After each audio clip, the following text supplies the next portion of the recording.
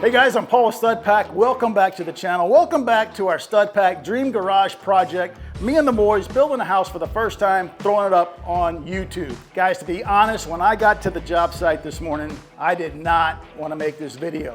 Why? We're going to start the video with me and the boys headed to Dallas to see our porcelain panels being fabricated by a computer, all for the shower. But the video is not going to end with that same amount of excitement. You're going to have to stay tuned and see what happened. But for right now, let's all jump in the truck, head to Big D.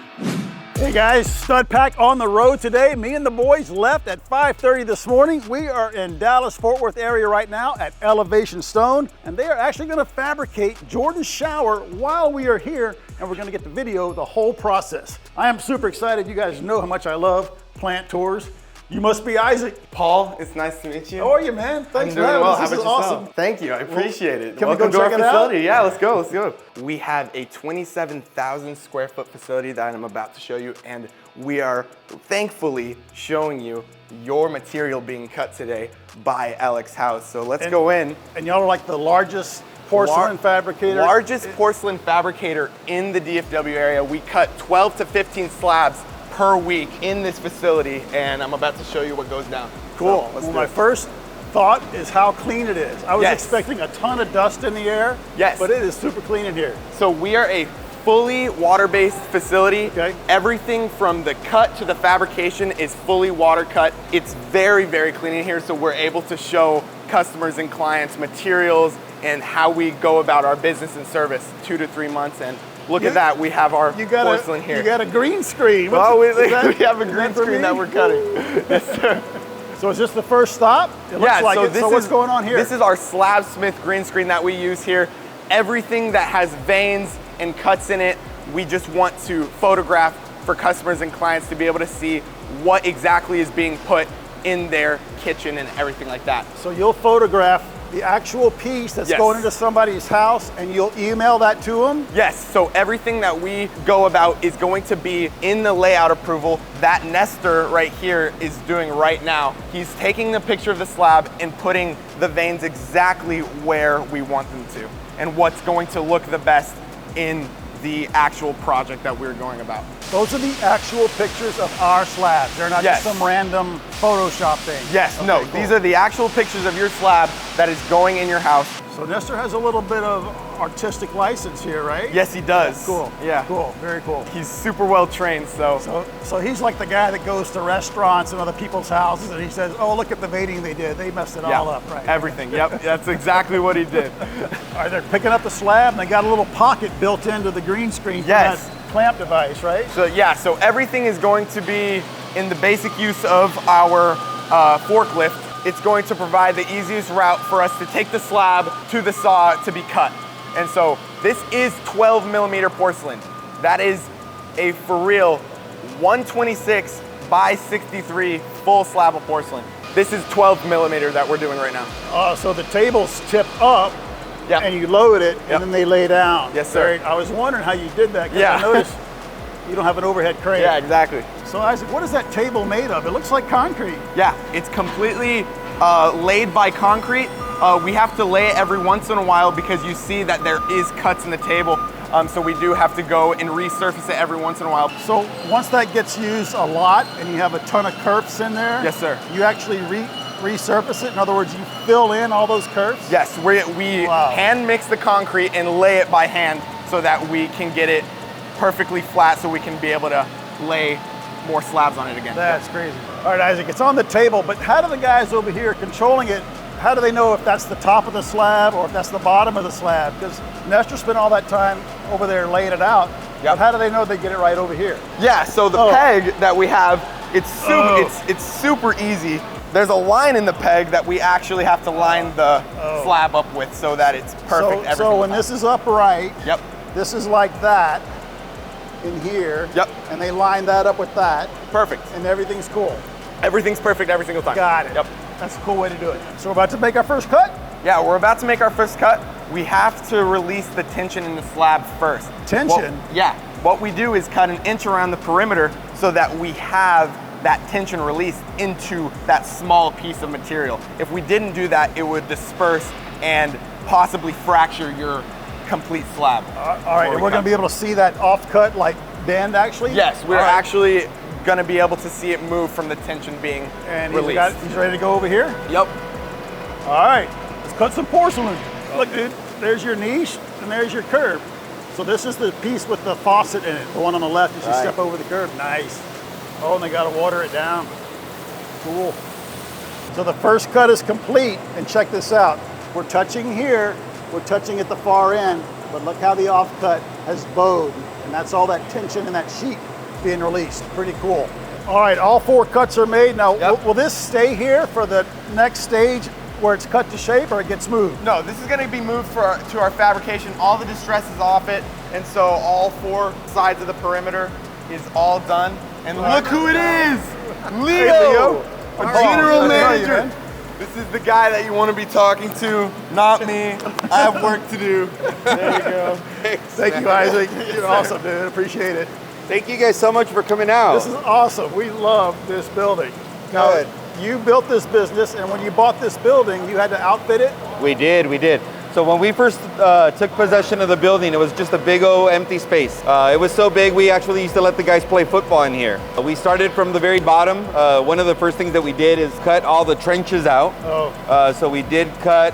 You had to add all the floor drains. We did, yeah. We added all the floor drains. So all the water in here gets recycled. The recycling system actually recycles the water, but it also removes the contaminants and all the other things that they don't want in the sewer. One really interesting thing they were telling me about these saw blades, you put a new blade on there, you can cut 4 slabs of porcelain. Correct.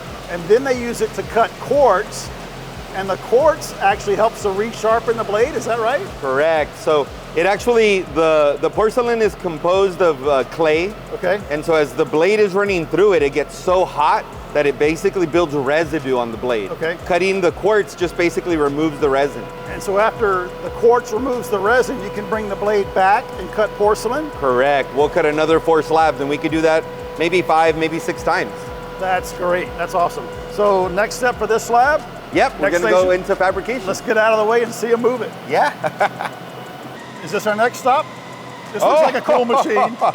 All right, so this is our Northwood CNC, and unfortunately, you guys didn't give us any crazy countertops, so we're not running it today. All right, you want crazy? He's the guy for you. On the kitchen and the main house, definitely crazy. You guys pick something crazy, and we'll step up to the challenge. So CNC machine for countertops.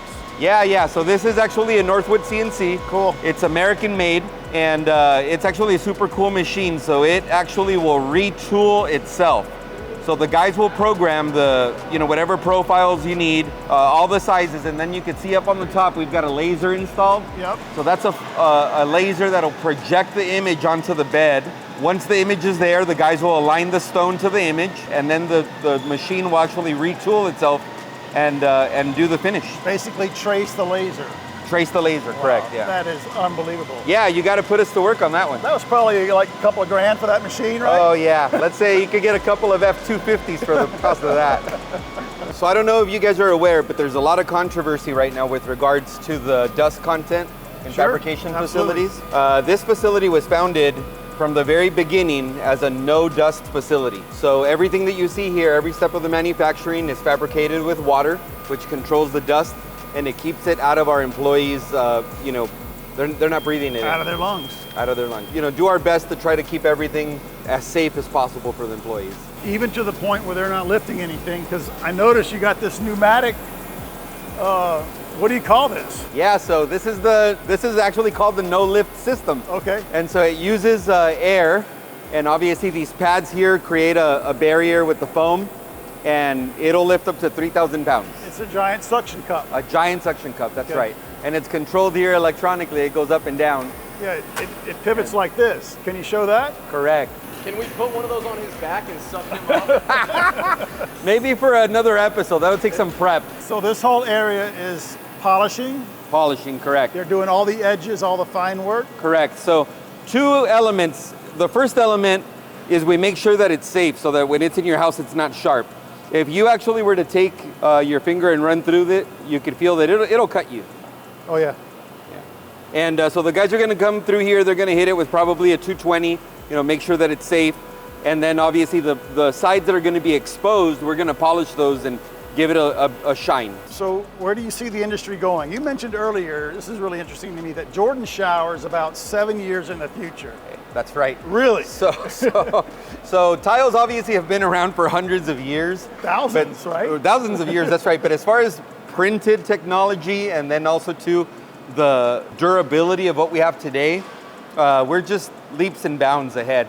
So this facility is obviously state of the art, and we're 7, maybe 8 years ahead of the industry trend. You'll see all sorts of different variations. So this is all the porcelain that we'll be cutting this week, which you can see here. Okay. We've got probably about 14 slabs. Calcutta gold, that's absolutely beautiful. Yeah. Can you imagine a shower made of that? You would never want to get out. You'd take 3 showers a day. So you work with this stuff all day. What kind of shower do you have? So actually, I need to work on my shower game. That's always how it I'm gonna have goes, you guys right? come over. So we talked earlier about how important the water is to your process. It's going in your floor drains you had installed, but now what? Just out to the city sewer? Oh, no. So every time that we're using it, it's coming into the trench system, and then it's running. It's actually designed to be, the highest point is over back by the saws, All right. and the lowest point was actually, we had a guy come in here and he did a laser graph of the whole facility. Okay. And then he identified the low area, which is this area over here. Oh, right here? And so what we did is we cut out, the concrete guys cut out a 5.5 foot deep pit. And so in the pit is a sunk pump, and it is basically taking all the water. It's running through these filters here. Big filter bag? Correct. And then it goes back up in this hopper, and we add some chemicals to it, and then it ends up ultimately over into this 5,000 gallon tank. So the water in here is like crystal clear? It's not crystal clear, Right. I wouldn't drink it, but Right. it is clean enough to operate the equipment. Crazy. So the consumption here per week of water, if we weren't recycling it, would be very significant. But we've probably saved 80% of the water. That's amazing. And also you're using water for all your tools, right? Correct. You've got air and water feeding your polishing tools. Correct. It does make the polishing more difficult. If you were polishing without water, you could probably polish about 50% quicker. Really? But by polishing with water, we keep that silicose out of the air, and so our employees aren't breathing it in. Yeah, super important. Yep. So staying on the topic of no waste, Leo, what is this? You building like massive chessboards or something? So believe it or not, this is probably about 30 slabs worth of samples. So use this as an example. This is a piece of Storm marble. This is the most recent delivery that we got. We put a lot of time, energy, and effort into sampling what's actually available to us. This same material from the same quarry a year from now might be slightly grayer, slightly whiter, slightly browner. You just never can tell. It's Sure. a natural product. It's a quarry. Correct. And so because of that, we're constantly sampling, making sure that our samples that are in the field match the stuff that we're actually going to put in your house. So this is the real deal. This is real marble. Yep, this is real marble. Wow. This is Shadowstorm marble. And so whether it's marble or, there's a piece over here of granite, whatever it is, we're constantly sampling it, making sure that when we show up at your house, that stone looks as close to that as possible. Really? Yep. No. We put a lot of effort into sourcing things domestically. One of the examples is the sinks. I noticed all these sinks. Did not expect to see sinks here, especially from New Orleans. Right down the river from where I grew up. The good old USA is still manufacturing things, believe it or not. We buy a lot of our quartz from LX. All that quartz is manufactured in Atlanta. Many other people are importing the cheapest thing that they can get from China or India or wherever. We put as much support as we can for American products. So this is like a one-stop shop for counters and your sinks? Yeah, I mean, it costs a little bit more, but like it says here, it was crafted in Wisconsin, and if we could make it easy for the GC or the homeowner to pick everything at once. Jordan knows all about that. He's got to pick the counter, he's got to go somewhere else, find the sink, get the template to the counter guy, right? So you got all this already in your software, I'm sure. Correct, and Kohler supplies us the information, the drawings for every model.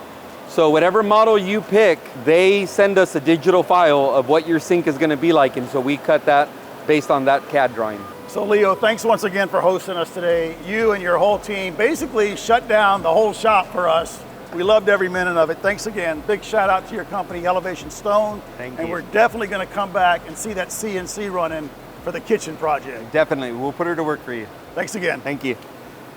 Now guys, that was awesome, but we wouldn't be here if it wasn't for a guy named Antelmo. Who was Antelmo? Well, he's right here, guys. How you doing, man? It's good How's to it see going, you Paul? again. Hey, we saw you great in to see Vegas, you. and now here we are in Dallas. We are here in Dallas, yeah. So, tell us what company you're with. So I'm with LX Houses. So we're the distributor or provider of Terraconto porcelain surface.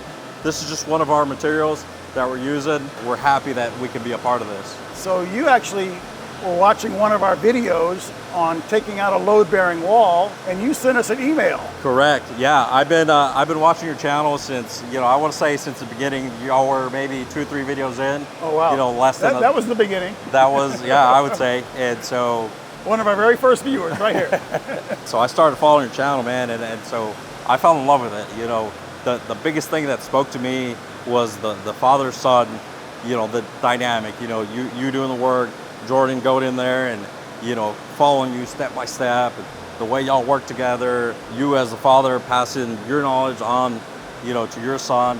Man, that really spoke to me. And so, when I saw the Dream Garage build, I said, this is my opportunity to kind of give back and show my appreciation. Yeah. I was able to work with my dad for a while. You shared a story, you were able to work with your dad. Absolutely, yeah, that resonates with me. Every time, every Saturday I would go to work with my dad. And so, that really, like I said, spoke to me. And so, I wanted to give back and this is the perfect opportunity. We're able to provide this material. Absolutely, yeah. I think Leo does a really good job. When I asked him, hey, would you be interested in being part of this? Doing the fabrication, doing the installation. I said, I'll take care of the material. We'll take care of the material. And he was on board. He said, hey, this is a great idea. Who's more entertaining, me or Jordan? I would say probably Rad's more entertaining. Of course, it's always Rad. Well, thanks so much. It's a pleasure coming up here. Yeah, thanks, Paul. This is some beautiful material. It just kind of opened my eyes to what's available. Thank y'all for coming out. I know it's quite a ways from Houston, but after living in SoCal for 20 years, that was nothing. Yeah, appreciate you, man. Thanks, Jordan. Great, awesome. Cool. All right, gang, we sure hope you enjoyed that. We sure did. We learned a ton, but we got to get back to the Dream Garage and get ready for the installation. Rad, what are you doing back there? You work here now? Can I just do the sample? Of course. See you later, guys. All right, guys, we are back at the job site. Now, in all honesty, we were really excited about having the stone installed, and we thought the rest of this video was going to be pretty exciting. But in reality, nothing could be further from the truth. When we were at the tour, we kept being told how digital everything was. Everything's scanned with a computer, that this is scanned, this is done, all digital, so that when they get here, everything's cut to size, it'll just slide right in. A quick 6-hour job for 3 guys. Now, let's start right there. So that was supposed to be Thursday, Friday, then it got moved to Friday, Saturday, then it got moved to Saturday morning at 6 a.m., which was no problem. But that 6-hour job from 6 to noon on Saturday turned into 6 to 6 on Saturday and 6 a.m. to 2 p.m. on Sunday. 3 guys here, 20 hours each, 60 man hours to install that shower. Pretty crazy. And that doesn't even include all our time. I got up at 5 a.m. on Saturday, 5 a.m. on Sunday. I was here the whole time. Jordan and Rad were here, and all 3 of us were here to answer any questions and support them just like we support all our subs. But it turns out it didn't really matter. So at about 6:15 on Saturday morning, I come in here and I'm looking for my string, our pull string that we ran through the wall up a conduit into that access panel to serve the LED lights in the niche. I didn't see the string. I look down and I see the end of it on the ground. I asked him what happened. Oh, we cut it. Well, why did you cut it? Well, it was in our way. Well, we're right downstairs. How come you didn't ask us what it was for? Well, I don't know. So it took me, Jordan, and Rad 1 hour to re-pull this wire, something harder to cut. We had to cut through our waterproofing, cut through the backer board, the zip, find our conduit, get up in there and pull a new string. So that was 6 man hours, our 3 plus their 3, wasted because it could have been answered in 1 minute. And that was only the beginning. Now, it was really obvious when these guys showed up that these pieces were not ready and they weren't going to fit on the first shot, despite all the scanning.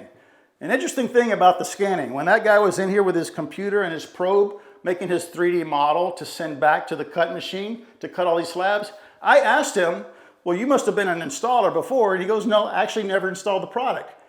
I didn't say anything, but it made me kind of go, how can you measure for something if you've never installed it? Because there is a sequence to putting all this up and getting it to look right. And if you don't know that sequence, how can you cut it 3 hours away to make sure it's going to fit the first time when you show up at the job site? And what do you know? They didn't. Every piece had to be cut multiple times. And these pieces right here, they are massive and extremely heavy. They don't like to be moved in and out of here a lot of times to be trimmed by 1/8 of an inch, 1/4 of an inch, 1/16 of an inch. In our opinion, it would have been easier to bring 4 or 5 complete panels here to the site and fabricate them in the yard. It probably would have been quicker and the joints would have been a lot tighter. And maybe that's what the future holds. Maybe in 5 or 7 years, you'll see a truck pull up with a boom with all the panels on it and he's pulling a trailer. He's gonna suction cup that panel, put it on the trailer. There's gonna be a little scanner up here going like that scene from The Incredibles. It's gonna communicate with the trailer. Water jet's gonna come out, cut it. They're gonna bring it up, put it in first time. 5 or 7 years down the road, that would be pretty awesome to see. It'll be good for your house. It would be great for my house, but hopefully get my house before then. So I know what you're thinking, StudPack, it looks awesome. And it probably does on camera, but when you're close, there are a lot of details that could have been done a lot better. But let's talk about what is right. Look at the veining. Look how awesome that it all goes this direction. Just like if this were carved out of a natural piece of stone, and I'm standing in a shower cave, that's what the veining would do. So that came out really great. And I love the miters here at the niche. Right here, they filled it with epoxy, color matched epoxy, here. And they even did the curb for us, 3 pieces of stone, all nicely mitered. So what bugs me? What are some of the details that bug me? Let's start at the top.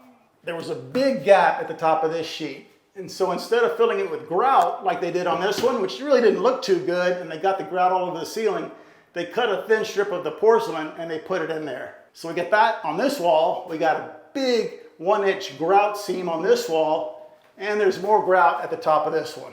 So now let's talk about the plumbing penetrations through our panels. Now there's only 4, not too many, but let's start right up here with the shower head. I had to take the piece of pipe out so they could get the panel over the pipe.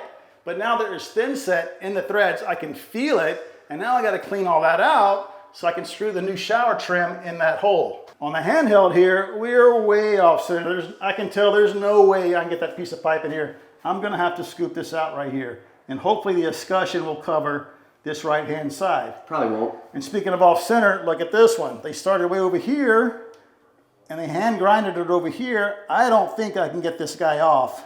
I certainly can't get a wrench in there. The escutcheon will cover, no problem, but I will have a hard time getting that off. And then I gotta screw it back on tight so it doesn't leak. Then on this side, we got our main valve, and we have integral stops, the cold and the hot right here. What that means is we don't have to turn the main house water off to service, install, take apart the shower valve. This is an actual valve. But you can see it's angled. So this should have been scooped out right here. I can do it like this. Watch, I'll show you. See, I can turn it, but it's a pain. I shouldn't have to. Just have to cut that out a little bit. So And look at the gap here. I can literally see the waterproofing. I can see it. Yeah, big gap, big gap. Huge. Seems like this side should have gone back further that way. Right. Yeah. Now let's talk about this niche, gang. Jordan, I hope every time you take a shower in here and this light is on, you really appreciate how much time I went through to make sure that happened. Not just pulling this wire twice, right? But just getting that track in there and getting this panel in. All these panels kind of sit on the floor, right, on shims to get them level. But this panel had nowhere to sit. It's basically hanging in air. They put this one on, then this one on, and then these fit against it. So to support this panel, they screwed 3 blocks to the top of our niche into that 2x4 header, remember? Through our waterproofing, no big deal. We can seal that with some of that watertight, or I hope we did, can't do it now. But when I saw the blocks, I knew immediately they were in the wrong place because this is a mitered edge. So this corner has to sit down below the top of the niche so the miters line up. If this would have been flush with the top of our waterproofing, the miter never would have been lined up. guys, And they would have done that. they would have done it. They did not understand. If you didn't intervene, that would have been the case. Correct. So guys, no lie, it took me 30 minutes, multiple drawings, you know how much I love my drawings, all kind of mock-ups with stone, to cross the language barrier to explain to them the blocks need to be down enough to hold the sheet up in the right place so the miter works out. So finally they understood, but they still cut the sheet, and that's why we have a big grout joint at the top. If they would have just left it, it would have been fine. Going back to that light, we ended up with a big hole here and a big hole here, which they patched. This is a little piece of stone they put in there, and I honestly can't tell what they used there, like another little piece of stone. And then on the right, on the left-hand side, there was also a hole here that they patched. So a lot of time went into the niche, the light. How much time would you say you spent trying to explain the niche light and the track, the metal track back there? Well, I know I had 30 minutes. Well, it took an hour on the wire. Right? We had 30 minutes on this miter. Right? Probably another hour with this piece of metal, getting it cut the right length, which direction the flange goes, Yeah. all that stuff. Really difficult trying to communicate. And then you just ended up giving up in it. Yeah, I finally left Sunday. I just had to go. Yep. And realize. Yeah. A lot of the times we were, we want to be here, we want to look. We're not overbearing, like, oh, you got to do it this way. We're just, we care about the work and we care about our job. Yep. And it was so bad sometimes where we couldn't look. We had to sit downstairs, and it was the most defeating. It was. It was so defeating. I mean, we were just like. So we'll do our best to fix everything, but in the end, it's going to be a great shower for you, bud. I like that. Thank you. And I didn't even get into install practices. Like the trowel size, to me, was way too small, but I didn't say anything. And on the thin set, they just mix it and throw it on the wall. I know the product they were using, it's supposed to slake. They don't let it slake, and it's holding up. I'd say these panels at least 200 pounds, right? Yeah. If I'm putting up a panel that big, I want to follow those directions precisely because of the liability you have right there. So that's on the install side. Let's come out here. Not a big deal, but for me, I try to keep the job site clean. But man, there was food waste everywhere, cups, bottles of water. Check this out, razor blades left here in the driveway, cigarette butts all over the driveway, cigarette cartons. Drives me nuts. And this is after they cleaned. And I don't know what happened here. They must have spilled, I don't know. It's not water. It looks like some kind of thin set. Epoxy or something? Yeah, and it raised the edges here. We're gonna have to sand all that down. I don't know when that happened, but whew, pretty rough. And remember I said they had to cut those panels multiple times right here, and then some of the smaller ones they brought out on the deck. Our nice new deck, well, it was covered with dust, as well as this window, porcelain dust. And then somebody got their finger and started drawing designs in the dust on the glass, to me, potentially scratching the glass. Now I hosed it off, it looks okay, but it's just that cleanliness, that orderliness that I like, that respect of somebody's property that I like, that we didn't see. Guys, we hope you enjoyed the video. Now, we're not complaining. I am not a complainer, and I didn't raise my kids to be complainers, but we just feel like the project could have gone a whole lot smoother and the end result could have been a whole lot better. Yeah. Now we can fix everything. Yeah, we just shouldn't have to. Yeah, man, it's already cranking to 90 degrees, and we're trying to get this thing done before the summer hits.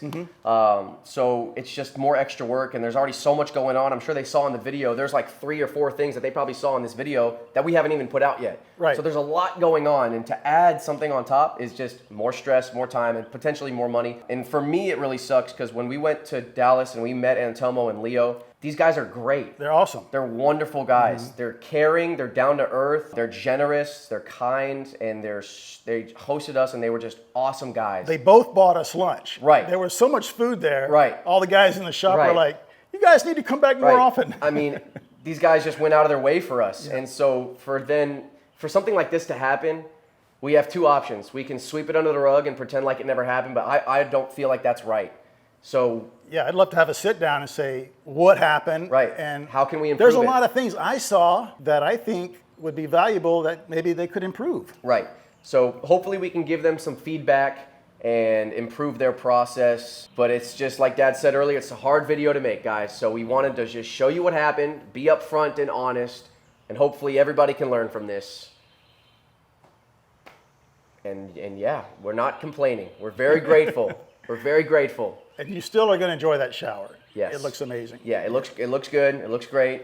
But in the future, we're learning for the house. We're learning for the house. Yeah, we're learning some things. So hit them with the outro. All right. We hope you enjoyed it. And guys, to be honest, I'm just having a hard time with the like button. I'm just spent.